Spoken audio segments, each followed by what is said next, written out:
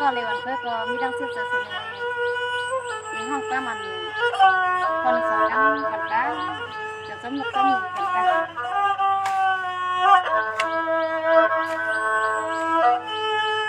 ฮาลาเมื่อไหร่ที่มามนเจอเซอร์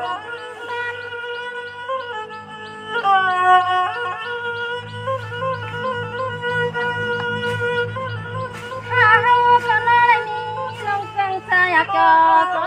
นที่ไหนนึส่วนมื้อนี้เนา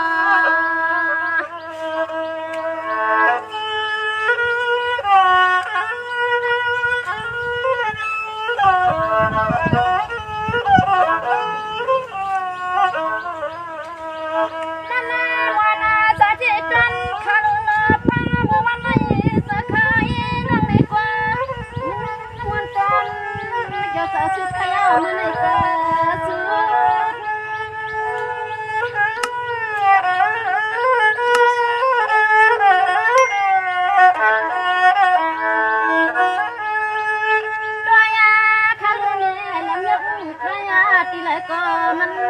ทางนี้มูลเสือที่โนเปียเสือยาด้วยกาตั้งไปแล้วก็มันมูลเสือสาที่เพื่อมัน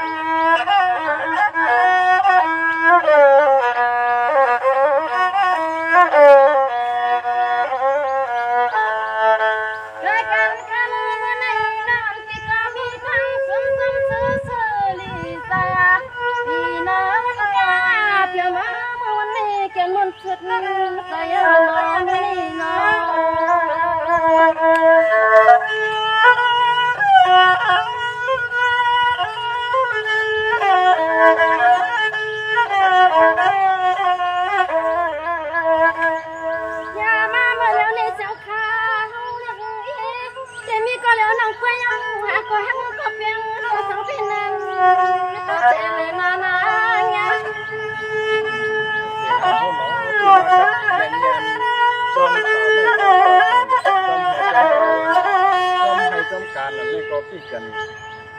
เสียงพี่กันกัดดีงั้นเงียนเสียแลพี่กันมากัดดีเย็นดีหนาน้องเสียงคนนี้เนาะเป็นสิ่งน้องก็เร็วสิเลยคนตัวที่จะทำให้ได้เสียงอยู่ว่าเป็นเสียงนกเองนั่งก่อนข้าวความฟังของพี่วันก็ไม่ต้องไหวในการให้เจ้าว่าเป็นช่องน้องควรหาดีทางเราเอาค้างเสียงเลยที่ก็ลูกตั้งไข่เลยเขาตั้งไข่เลยมาที่ดีกว่าตั้งหลังมาตั้งหลังในที่สำหรับคนนี่ก็ลูกตั้งเพื่อนไม้เลยอาจจะตั้งให้ตั้งการที่ไม่ยินเสียงก็ดีเสียงวานนั่นเลยนะเขามาพี่ช่วยน้องคนหาเลี้ยงเขาเนี่ยก็ต้องฟังมีพวกคำเสียงมีจบกับต้นหุ่นต้นเย่ในกล่อมห้องน้องไม่แต่แต่นี่ค่ะแต่ตัวเก็บเงินก็ไปน้องตาหักกับพี่น้องในกล่อมเอาเงินรู้สึกกันขนาดนี้เพราะฉะนั้นต้องหักตั้งเพียงวันปีนี้เหนือน้องเสียเลยพยายามเดินมายืนการเหมือนน้องต้องทำให้จำการนั่นนี่ก็มีสิ่งนี้ก็ไม่ต้องจะตีเกียวออกหมอกน้องไปทำในนาไปทำในนาเอาขาเพียนะจงจะทำอย่าลืมน้องสว่างว่าเมื่อในปีก่อแช่ตินหน้าไปรับใหญ่วางอาเจนอยากเห็นใจมารับเชื่อสมันที่ลาก็ตับมาปากกว่ามาได้ยินเสียงโกเอ็นคือว่าอึดชาใจเกี่ยวก็มันจ่อล้อมก็มวนเชื่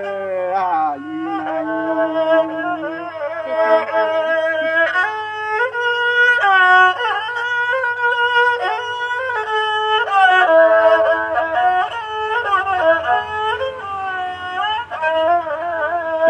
เมื่อในปีเจ้ายักษ์มึงช่างงามหยอก ปาบโฉบพอช่างวายตั้งไผ่นอนหางเล่าเจียนอปตันมันยังนางปีไหนตั้งหางหลีในโปปีเขาอยากตัว1 กำสันโปเถือคำ1 ความลองตั้งปีจนในวันเหมือนอันในคำหลีเปียน้องชุดเจียนใจเจียนคอนเครือเปียลอย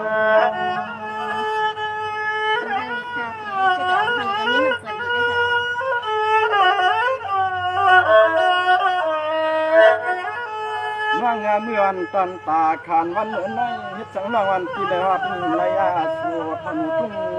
ปีในนานอคำน้องมาอย่างจำสะผัวคำหนุ่มมาก็เดียวก้อย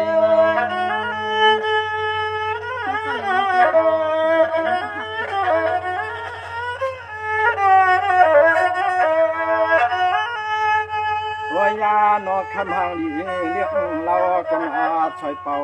หมอกฟังขักฟังมาเดียวในเฮาปีร้องมังมาได้ทบหัวพันเหมือนยาน้องอีกก่อนในตุนใจตุนคว้าสะพอถึงมีน้ำใจฮักยังฮักยังยันเจียมใหญ่เมียคำก็ไม่เหมือนงานน้องฟัง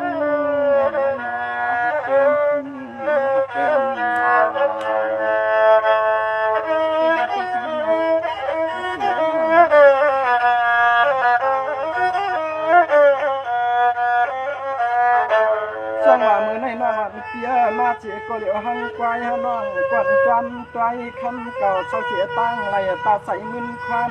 ตาเจ็บยำกินยำนอนน้องคำตีหัวเตียนตีสั่งขวาคำน้องหลีเปียน้องกวางดัวกวนแล้วก็กำผักกวัดกัน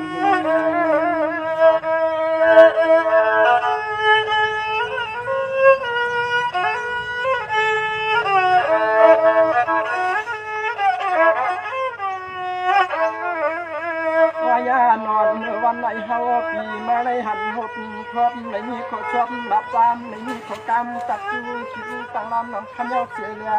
ย้อนกลางทำน้องจึงก็ตกยังคำเลี้ยงควรก็ไปคิดว่า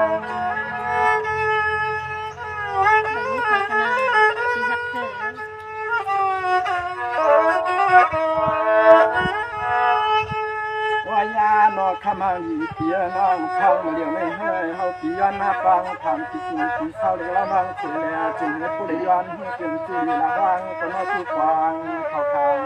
ความนอนละคำเสียงเคยจันคำมาเฮาสู่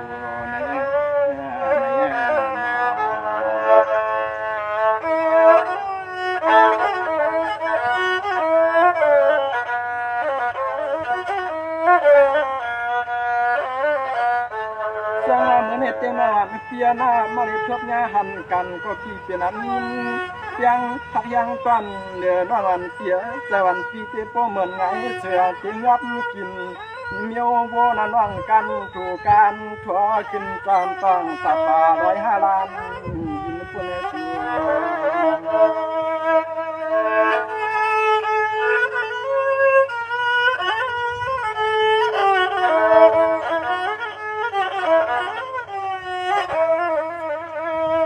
มาหางหลีเปียน้องพังเมื่อเดียวในคำหางหลีเปียน้องพังเมื่อเดียวในเฮาปีย้อนตั้งย้อนฮักสู่น้องเสียคำหางหลีเปียน้องกลัวเลยมีปีเปลืองปีพิษเลยยิ้มใจเจนน้องคำปีมีหน้าหัวนายเฮือนนายแย่เลยเป็นมีเปนเลยคำหางหลีเปียน้องเจียขยานฮักคำต้องปีพิษเมื่อในเจียพิษ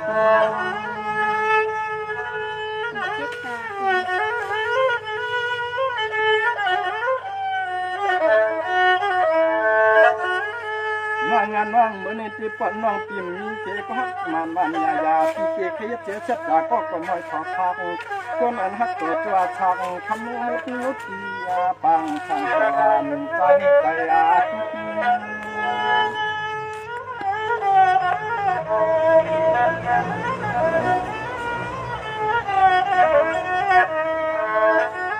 ขมาห่างอาดีน้องน้องเพราะว่าคำน้องทำในมียาที่เกินที่พิษวันนี้ก็คำน้องเป็นนาลักเป็นนา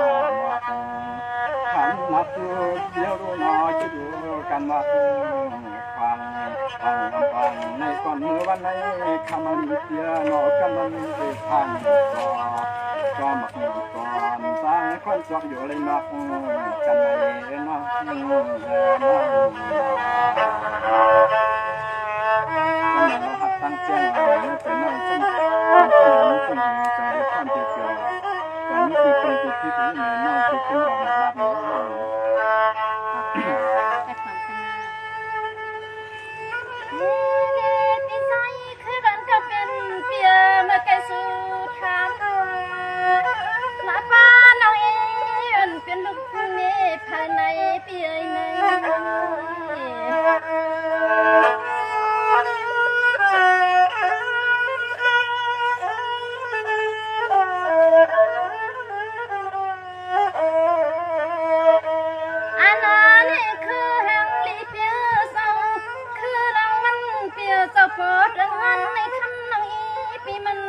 ไปเปิงมีขนาดพี่นาเปิงมี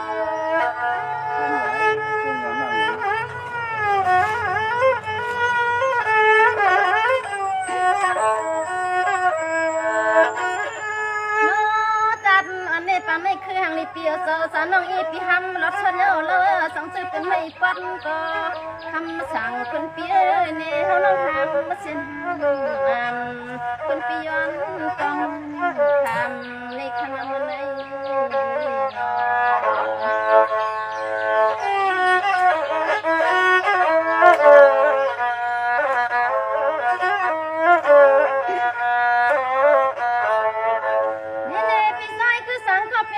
เมื่อไกลสู่ทางมาว่าลาป้านช้ำก็เป็นน้องอีปีอยู่สร้างตังและในปีใน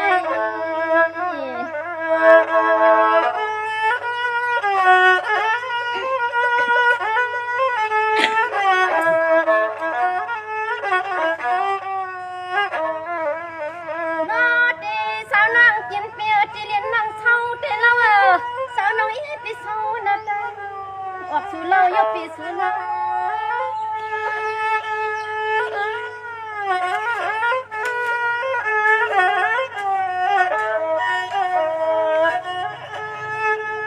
ข้ามาหางาลีฮักเธอปีสาวน้อเหมือนตันมือมันในใจปีเฮาตั้งยันทักเนื้อน้องเอปีเฮาจังเดี๋ยวเลยเหมือนเขาสบกว่ามันคือปีเฮาทำมือลำมันไหน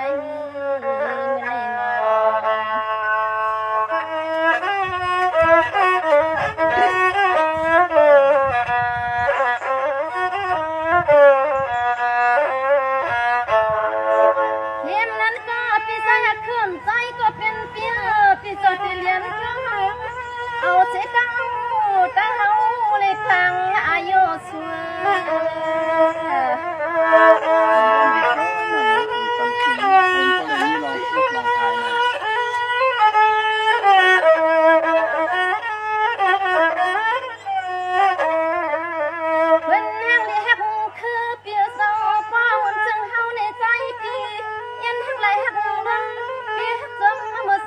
ไปยันเขาโยนในปียา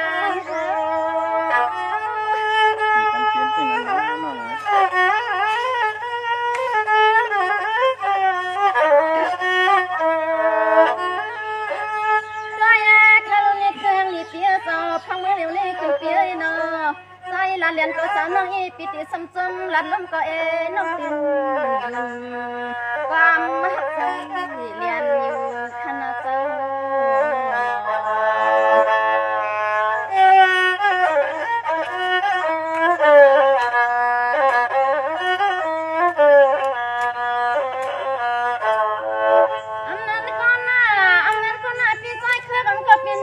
ปีสดดีเลียนนะคะที่น่าสาวเมาสุกหยับจอมมาสู่สายอ่ำเอียนทางเรียบ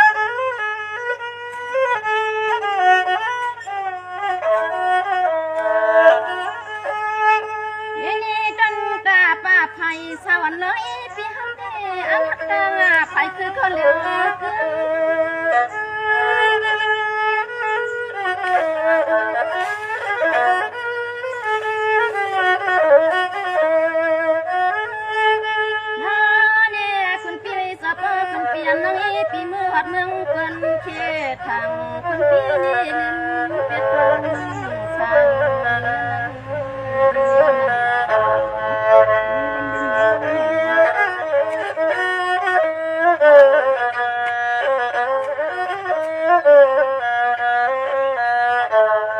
อำนั้นก็นาดปีใส่หักขึ้นใจก็เป็นเปียเป้ามาเหมือนสิทางเฮาใส่เราเปียทักอันก็มันเลยมันอยากเอา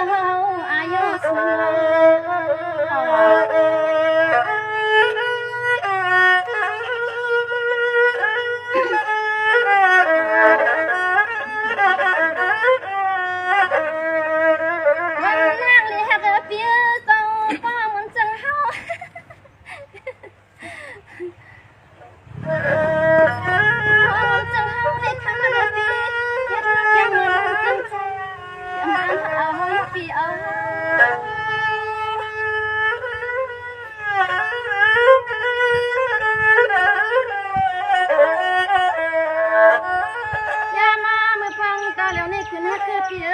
เป็นจังนึงนี่จังนึงนี่ก็สาวน้องอีเปียนเป็นคน